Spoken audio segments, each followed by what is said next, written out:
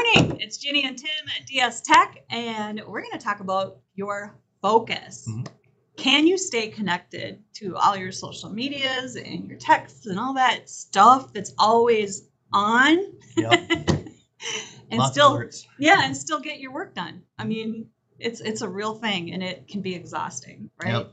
So we got some tips for that, and this is going to be interesting. So yeah. I can't wait to hear, because I'm sure there's tips I can use too. So yeah. Anyway, let's dive in. Drop your questions. I'd love to hear from you, and check out our website if you'd like your free security assessment. Yeah. So basically, this one's about staying connected without losing focus, and I'll also talk about ways that our techs work to not lose focus in the the workplace as well. So some of the tips for personal can transition in the workplace, and they work in both places. So this one just says, which social media app could you live without? Would it be Facebook, Instagram, maybe X, all this kind of stuff. So now, many of us may feel like deleting them all just because we're getting what's called alert fatigue, where you're just getting so many alerts. You're getting alert here, alert there, alert there. You're like, I just want to stop all the alerts. I don't care anymore. And so when you get to that point, maybe you should consider having some workflows or reassess your alerts, disable things, and kind of tweak them a little bit. So I kind of got to a point where I'm like, I just quit logging into all of them, because it was just like, I don't know. Just the like endlessly you said, scrolling and just alerting, and it's like you're not actually getting anywhere with it. It's like a time filler kind of a thing. And, and it's like, where did my time go? I'm like, I don't want to waste my time. Mm-hmm. We have such short time on this planet. Yeah.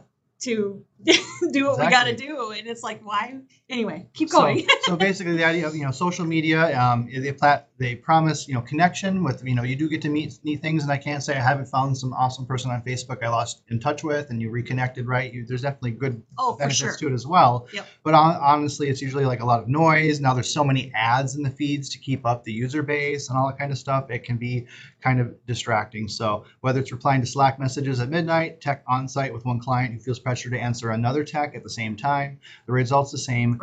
Fractured attention. So shallow connection and declining productivity, because you're kind of being pulled all over the different places, right? So that's kind of the real cost of always being on, as they call it, where being perpetually available will blur the line between, work and rest. It dilutes the quality of our conversations and steals the depth from our work, because we're constantly trying to just get in a quick word over here and then over here, and we're working here rather than actually taking the time and feeling like we can spend the time to go deep on something without being pulled away somewhere else.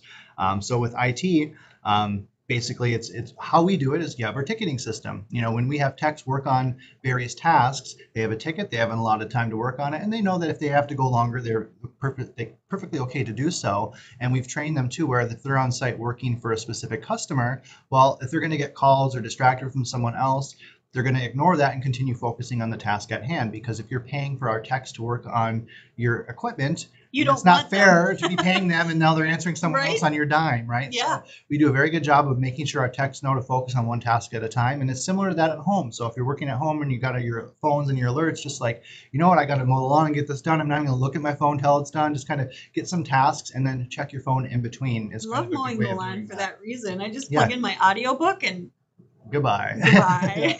So exactly. So, as a tech worker myself, I love nothing makes me happier than going home and just turning off my phone, all electronics, and going for like a walk or a run through the woods or playing on my garden, different things like that, kind of detaching from it a little bit. Yep. It does help with your rest and overall health as well. So, when we're coming into, again, having a good business efficiency, that's where really I want to kind of focus here too, is that in a business, when you're working with your various people, whether it's departments, whether it's financial institution or healthcare or whatever, we're so alert. Just work with your staff to create procedures and rules around, when you're working, it's perfectly okay to do X, Y, and Z and ignore some alerts and basically between tasks is when you should catch up. Try to get things in writing. If someone tells me something verbally at my office door and it's not in writing, I may forget about it because I'm at a task.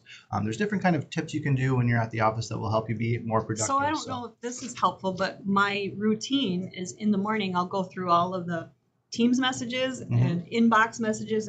That's my time. And I'll take a special time just for that. Yeah, and then I'll take those and make tasks. Yep. That I can focus on throughout the day, and then I don't forget anything. Exactly. And that's very similar to my actual focus too. As I come into work, first thing I do, check my email, check my messages, who's replied to whatever I had outstanding from the previous day. And similar to that, I had immediate reply, like high, medium, and low priority, my task list I make, and then same thing, I reply to them, make tickets if I need to, assign to text, work up, and then you have a task list to work through. And then I'll have another time, maybe right after lunch, where I'll check my email again and do another similar thing. So you're basically, instead of checking your email every 2 seconds and it's always on and you're refreshing it, waiting for that message, which will distract you from your work, you have set intervals where you're checking your email at dedicated times so you can work on your tasks and just be more, I guess, strong with ignoring the alerts when they're coming in and focusing on the task at hand, and know that you'll get to the task in between your various things like that too. So that's a great tip. Of course, yeah, and I put my time on it too, because you can put time on our tasks. Yep. And then I have tickets too. So it's not just the techs who have tickets. I have tickets too that I work on. So, I mean, they're no bill, but they're admin tasks. So you still have to go through them all, and it's good having that kind of that order, and you get kind of in a routine, maybe, the Mondays you do certain tasks and Fridays you do different ones as well. So just kind of segmenting that and just having dedicated tasks and ignoring the alerts during that time, again, as I can't stress enough, is very important. Or if you do need to review with someone, schedule a time to review with that person. Be like, hey, there's a lot of back and forth going on here. Can I just meet you at 1 and we can discuss it? And then set a time where you can just dedicate fully to that conversation or person or whatever you're dealing with, and then being able to help them with that. Of checking Teams. I mean, I'm guilty of it too. If someone sends me a message and I know, I do it. But the idea is you're attempting to try to give yourself dedicated time. Exactly. So, again, social media in itself isn't a villain. Same thing like all the alerts you get at work. Neither are workplace tools like chat apps, ticketing systems. They're just that. They're tools. So the impact depends on how we use them. One genuine conversation outweighs 100 likes. One well-handed ticket trumps a dozen rushed replies, as well as one block of deep, undistracted work can deliver more value and productivity than if you're just constantly kind of whittling at it while you're also talking over here. So again, just don't be afraid to close your office door, say I'm busy for 2 hours, and just dig in. Because as we're getting used to just constantly replying and needing that immediate reaction, just like social media and the work, it's good to still segment that, have dedicated work blocks, and kind of work through that. So basically, the call to action on this one is, if you feel the urge, if you're just getting almost like stressed, maybe burnt out, too much alert, just unplug. Try to reclaim some of your workday focus and listen to it. Delete an app for a week. Maybe you just don't log into that, social media for a week and then focus on something else. You may notice a difference. What I do too that might help along those lines is when I get a new phone, all the alerts are on. Every app is just sending you every alert everywhere. Yes. So as soon as one alerts me, I just go here and turn off alerts or notifications so that I don't forget it. I mean, then I make time. This is the time I'm going to check Facebook. This is the time you know what I mean? I just do it purposefully. If that makes sense. Exactly. I do the same thing. I go through all my apps and I basically turn off notifications on every app. And then I decide which ones I actually want notifications from, right? Obviously my messages, maybe 2 or 3 social medias I care about, and then, your email or something, and you can opt in that way for sure. It's a great way to do it. So, just, because we're staying connected, it's great for certain productivity and for all this kind of stuff. But at the same time, kind of use those old legacy tasks of having a ticket, having a dedicated time, and don't always be on, and you will find that your stress levels, your overall anxiety will reduce, and overall hopefully you have a better work-life balance by having better dedicated blocks of time to work through. And then DS Tech, we've kind of refined that process a ton, and that's why I think we're so efficient with what we do. And so if you have any tips, feel free to reach out to us and give us a tip, or we can give you tips. We'll work together and make more efficient. Look up the Pomodoro method too. That's a good one, where you set a little timer and you dedicate this amount of time to that task, and then you take a break. It's just, that's how your day goes. Same thing with learning. If you want to watch a 2-hour video about how to learn something technical, it's hard for your brain to absorb all that information. It's good to learn it in chunks, taking little breaks in between as well to help you absorb that as well. So that's a good tip.